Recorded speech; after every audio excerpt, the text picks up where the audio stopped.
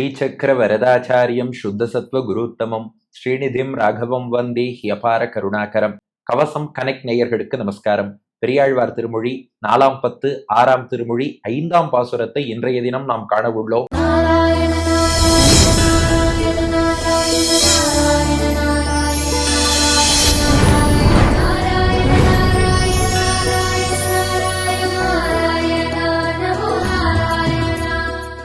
எப்பவும் போல இந்த பதிகத்தின் சாரம் என்ன? குழந்தைகளுக்கு பெருமாளுடைய திருநாமத்தை, தாயாருடைய திருநாமத்தை, ஆழ்வார் ஆச்சாரியர்கள் போன்ற மகான்களுடைய திருநாமத்தை சூட்ட வேண்டும். அற்ப மானிடர் பேரை வைக்க கூடாது. அதை ரொம்ப அழகா ஒவ்வொரு பாட்டிலும் முதல் 2 அடிகள்ல நாம பண்ற தப்பையும் சுட்டி காட்டி அடுத்த 2 அடிகள்ல அதை எப்படி திருத்திக்கணும்னு காட்டுறார் பெரியாழ்வார். இப்ப 5வது பாசுரம். நாம பெரியாழ்வார்ட்ட ஒரு கேள்வி கேட்டோம். சுவாமி, போன பாசுரத்துல நீங்க சொன்ன கருத்து என்னன்னா, அவன் பிறந்தது மனித ஜாதியா இருந்தாலும், பிறப்பால் அவன் மனிதனா இருந்தாலும் மனிதனோட பேர் வைக்க கூடாது. இவனுக்கு தலைவனாக இருப்பவன் நாராயணன், அவன் பேரை வைக்கணும். அவன் பேரை வைத்தால்தான் உய்வடையலாம்னு நீங்கள் சொல்கிறீர்கள். ஆனா இந்த உடம்பு இருக்கே, இது முழுக்க அழுக்கா இருக்கு. இந்த பாட்டு ஆரம்பிக்கும் போதே சிலருக்கு தோணும், என்னடா அது இதெல்லாம் பத்தி பெரியாழ்வார் பாடியிருக்காரேன்னு. அது அவர் பாடல, நாம கேட்ட கேள்வி இது. இந்த உடம்பு இருக்கே, இது மலமுடை ஊத்தையாக இருக்கிறது. ஊத்தைனா உடம்புன்னு அர்த்தம். உடம்புக்குள்ள பார்த்தா ஒரே அழுக்கு. அதாவது நம்ம என்ன நினைச்சுட்டு இருக்கோம்னா, வெளியில இருந்து உடம்ப பார்த்துட்டு இது ரொம்ப அழகா இருக்கு, ரொம்ப நன்னா இருக்கு அப்படின்னு நம்ம கற்பனை பண்ணிட்டு இருக்கோம். நாங்கெல்லாம் எம்பிபிஎஸ் ஃபர்ஸ்ட் இயர்ல அனாட்டமின்னு போவோம். அதுல டிசெக்ஷன் வெட்டி பார்த்தாதான் இந்த உடல் என்பது எவ்வளவு தூரம் அருவருப்பாக இருக்கக்கூடியதுங்கிறது தெரியும். உள்ள இருக்கிற அத்தனையும் அழுக்குதான், எதுவுமே அழுக்கு இல்லாததுன்னு ஒண்ணுமே கிடையாது உடம்புல. வெளியில ஏதோ தோல் போட்டு மூடி வச்சிருக்கிறதுனால அப்படியே பியூர் பாடி அப்படின்னு நம்ம நினைச்சுட்டு இருக்கோம். உள்ளுக்குள்ள அத்தனையும் அழுக்கு. இதை வச்சு என்ன கேள்வி கேட்கணும்னா, இந்த அழுக்கு உடம்புக்கு போய் யாரா பெருமாள் பேரை வைப்பாளா? இப்ப தூய்மையா இருக்காருன்னா, இப்போ பெருமாளுக்கு அவனுக்கு இத்தனை திருநாமங்கள் சொல்றோம்னா, ஒரு ரங்கநாதன்னு சொல்றோம், வெங்கடேசன் ஸ்ரீனிவாசன்னு சொல்றோம், வரதராஜன்னு சொல்றோம், ஆறாவமுதாழ்வான்னு சொல்றோம், கள்ளழகர்னு சொல்றோம். அவர் திருமேனி சுத்த சத்துவமயமா இருக்கு, திவ்யமங்கள விக்கிரகமா இருக்கு. அது போல அவர் அவதாரம் பண்ணி வரார், ராமன், கிருஷ்ணன், நரசிம்மன்னு வரார். அந்த திருமேனிங்கிறது உலகியலுக்கு அப்பாற்பட்டதா இருக்கு. நம்ம உடம்பு அந்த மாதிரியா இருக்கு. இந்த உடம்புக்கு அந்த பேரை வைக்கலாமா? அந்த பெருமாளுடைய திருநாமம் எங்க? இந்த அழுக்கான உடம்பு எங்க? இந்த உடம்ப கொண்ட ஒருத்தனுக்கு அந்த பேரை வைக்கலாமான்னு கேட்டோம். பதில் சொல்ல போறார். அதான் 5வது பாசுரம். மலமுடை ஊத்தையில் தோன்றிற்றோர் மல ஊத்தையை, மலமுடை ஊத்தையின் பேரிட்டால் மறுமைக்கு இல்லை. குலமுடை கோவிந்தா கோவிந்தா என்றழைத்தக்கால் நலமுடை நாரணன் தம் அன்னை நரகம் புகாள். மலமுடை ஊத்தையில் தோன்றிற்றோர் மல ஊத்தையை, மலமுடை ஊத்தையின் பேரிட்டால் மறுமைக்கில்லை. குலமுடை கோவிந்தா கோவிந்தா என்றழைத்தக்கால் நலமுடை நாரணன் தம் அன்னை நரகம் புகாள். பெரியாழ்வார் ரொம்ப அழகா சொன்னார். உடம்புதான் அழுக்குன்னு தெரிஞ்சு போச்சு. அது பெற்றோர்களுடைய உடம்புல இருந்து வந்ததுன்னா அவ உடம்பும் அழுக்குன்னு தெரிஞ்சு போச்சு. பேர் வைக்கும் போது ஏன்பா அதே அழுக்கு பேர் வைக்கணும்? பேர் ஒன்னாவது சுத்தமா இருக்கலாம் இல்லையோ? சில பேர் என்ன பண்ணுவான்னா, அதான் நினைக்கிறது நினைஞ்சாச்சு, முழுசா மொத்தமா நினைஞ்சிருவோம். தலைக்கு மேலே வெள்ளம் போனால் சாண் என்ன முழம் என்னப்பா. அப்படி பண்ணவே கூடாது. நம்மால் எந்த அளவு தூய்மையாக இருக்க முடியுமோ அந்த அளவுக்கு தூய்மையை கடைபிடிக்க வேண்டும். இப்ப பெரியாழ்வார் சொல்றார் பாருங்க, மலமுடை ஊத்தையில் தோன்றிற்று. இந்த உடம்பு இருக்கே, இது எங்கேருந்து வந்ததுன்னா நம் பெற்றோர்களிடம் இருந்து வந்தது. நம் பெற்றோர்களுடைய உடம்பு எப்படி? மலம்னா அழுக்குன்னு அர்த்தம். மலமுடை அழுக்கு மிக்க, ஊத்தை உடம்பு, மலமுடை ஊத்தை அழுக்கு மிக்க உடம்பு, ஊத்தையில் அப்படிப்பட்ட உடம்புல இருந்து தோன்றிற்று, தோன்றியதுதான். சரி, நம்ம உடம்பு என்ன? ஓர் மல ஊத்தையை, இதுவும் மலம்ங்கிற அழுக்கு நிறைந்த ஊத்தை ஒரு உடம்பாகத்தான் இருக்கிறது. அப்ப இது தோன்றியதும் மலமுடை ஊத்தை, அதிலிருந்து தோன்றி வந்த உடம்பும் மலமுடை ஊத்தை. இப்படி இருக்கக்கூடிய மல ஊத்தையை பேர் தான் வைக்கிற, சுத்தமா வைக்கலாமோ இல்லையோ? சுத்தமான பகவானுடைய திருநாமத்தை வச்சா அது இந்த உடம்பையும் தூய்மையாக்கி கொடுக்கும்.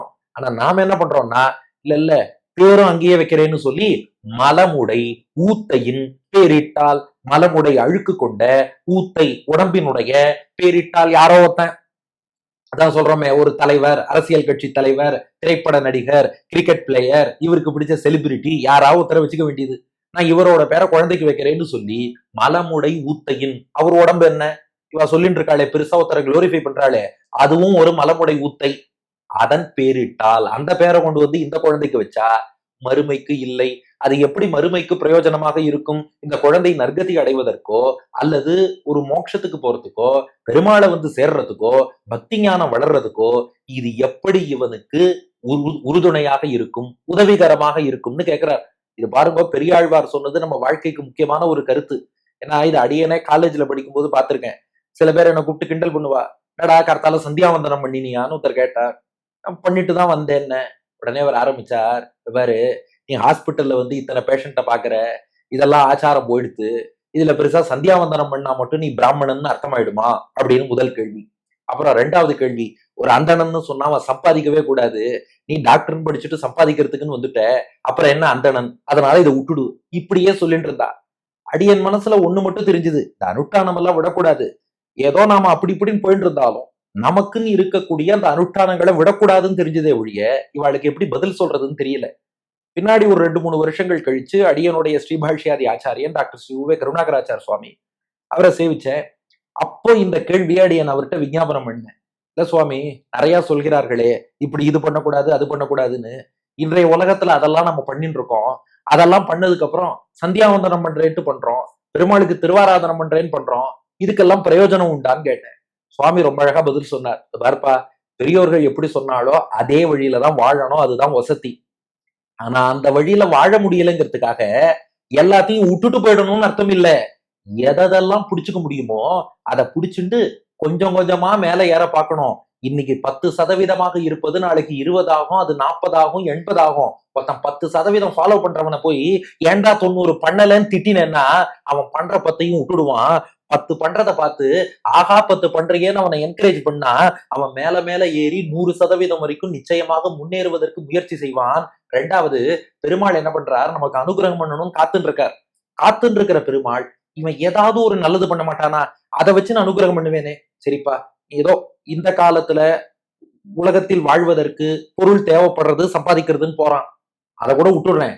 சரி, நீ சந்தியாவந்தனத்தையா ஒழுங்கா பண்ணு, எனக்கு திருவாராதனத்தை ஒழுங்கா பண்ணு, தினந்தோறும் பாசுரங்களை செய்வி, அதை ஒரு சான்ஸா வச்சுன்னு அனுகிரகம் பண்றேன்னு பெருமாள் வெயிட் பண்ணா நம்மால் என்ன பண்றாருன்னா, அதான் எல்லாம் அழுக்குன்னு அழுத்தே, விட்டது விட்டாச்சு, இத்தையும் விடுறேன்னா பெருமாள் உனக்கு எதை வச்சு அப்புறம் அனுகிரகம் பண்ணுவார்? இந்த லாஜிக்கலான ஒரு பாயிண்ட் சுவாமி அடி எனக்கு சொல்லி கொடுத்தார். அதனால உடம்பும் அழுக்கு, இது வந்த பெற்றோர்களின் உடம்பும் அழுக்கு, பேரையும் அழுக்குன்னு அதுலயே விழுந்து கிடந்தா என்ன பண்றது? நம்ம முன்னாள் ஜனாதிபதி அப்துல் கலாம் சொன்னாரே, to aim low is a கிரைம்னார். நீ திரும்ப திரும்ப இதுலயே போனா ஏதாவது ஒண்ணுல உயரணும்னு பார்க்கணும் இல்லையா? நம்மளால முடிஞ்சது பேராவது வசதியா வச்சோம்னா அதிலிருந்து அந்த பகவானுடைய திருநாமம்ங்கிறது எல்லாத்தையும் தூய்மையாக்க வல்லது. அது நம்மள தூய்மையாக்கி மேல அழிச்சுன்னு போகும் இல்லையா? அதனால பெரியாழ்வார் சொல்றார், மலமுடை ஊத்தையிலேந்து தோன்றியதா இருக்கலாம், இதுவே ஒரு மல ஊத்தையா இருக்கலாம், ஆனா பேர் வைக்கிறதாவது மலமுடை ஊத்தையோட பேரை வச்சுடாதீங்கோ, அது மறுமைக்கு பிரயோஜனப்படாது. அதனால அந்த 2 விஷயம் எப்போதும் ஞாபகம் வைத்துக் கொள்ளுங்கள்.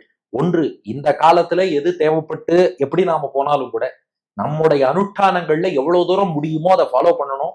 மேற்கொண்டு ஃபாலோ பண்றதுக்கு சக்தி கொடுன்னு பெருமாள்கிட்ட பிரார்த்திக்கணும், நிச்சயம் அவர் வழிகாட்டுவார்.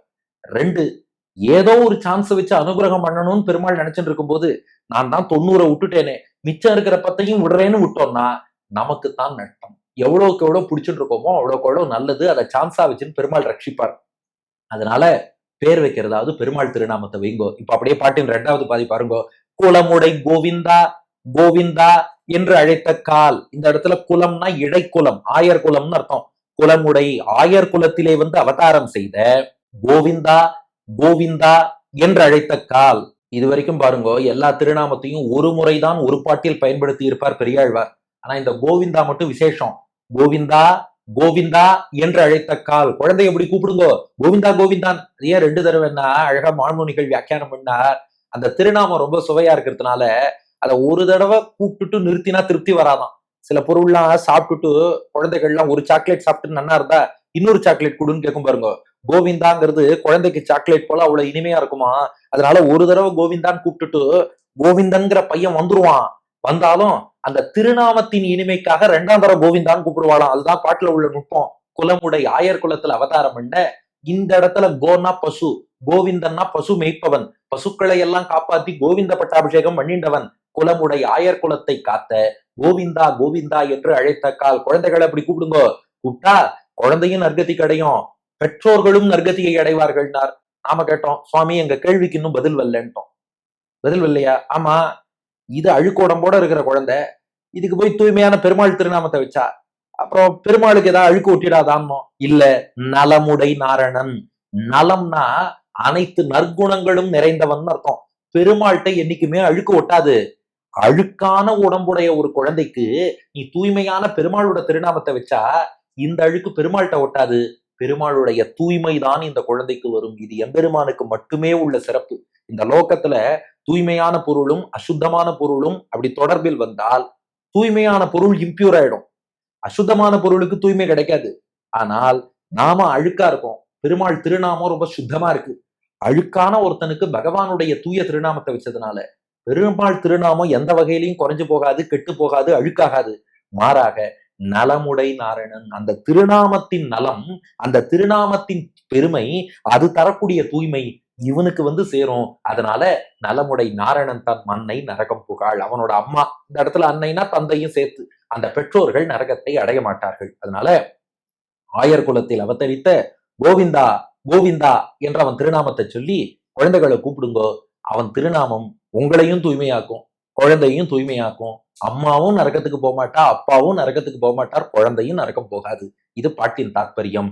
மலமுடை ஊத்தையில் தோன்றிற்றோர் மல ஊத்தையை, மலமுடை ஊத்தையின் பேரிட்டால் மறுமைக்கு இல்லை. குலமுடை கோவிந்தா கோவிந்தா என்றழைத்தக்கால் நலமுடை நாரணன் தம் அன்னை நரகம் புகாள். மலமுடை ஊத்தையில் தோன்றிற்றோர் மல ஊத்தையை, மலமுடை ஊத்தையின் பேரிட்டால் மறுமைக்கில்லை. குலமுடை கோவிந்தா கோவிந்தா என்றழைத்தக்கால் நலமுடை நாரணன் தம் அன்னை நரகம் புகாள். அழுக்கு உடம்புலேருந்து தோன்றிய அழுக்கு உடம்புக்கு அழுக்கு உடம்பின் பேரையே வச்சோம்னா அது மறுமைக்கு பிரயோஜனப்படாது. ஆயர் குலத்தில் அவதரித்த கோவிந்தா கோவிந்தான்னு குழந்தைய கூப்பிடுங்கோ. எல்லோரையும் தூய்மையாக்க வல்ல நற்குணங்கள் நிறைந்த நாராயணனுடைய அம்மா நரக்கத்துக்கு போமாட்டாங்கிறது பாட்டின் திரண்ட பொருள்.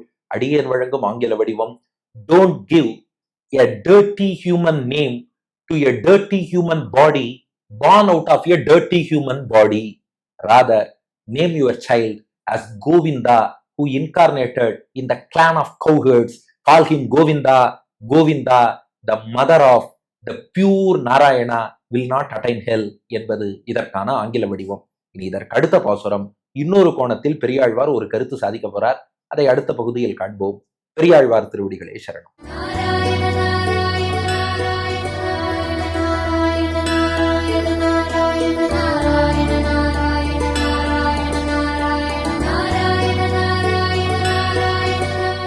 மலமுடை ஊத்தையில் தோன்றிற்று ஓர் மலமூத்தையை, மலமுடை ஊத்தையின் பேரிட்டால் மறுமை கிள்ளை. குலமுடை கோவிந்தா கோவிந்தா என்றழைத்த கால் நலமுடை நாரணன் தம் மன்னை நரகம் புகாள். குலமுடை கோவிந்தா கோவிந்தா என்றழைத்த கால் நலமுடை நாரணன் தம் மன்னை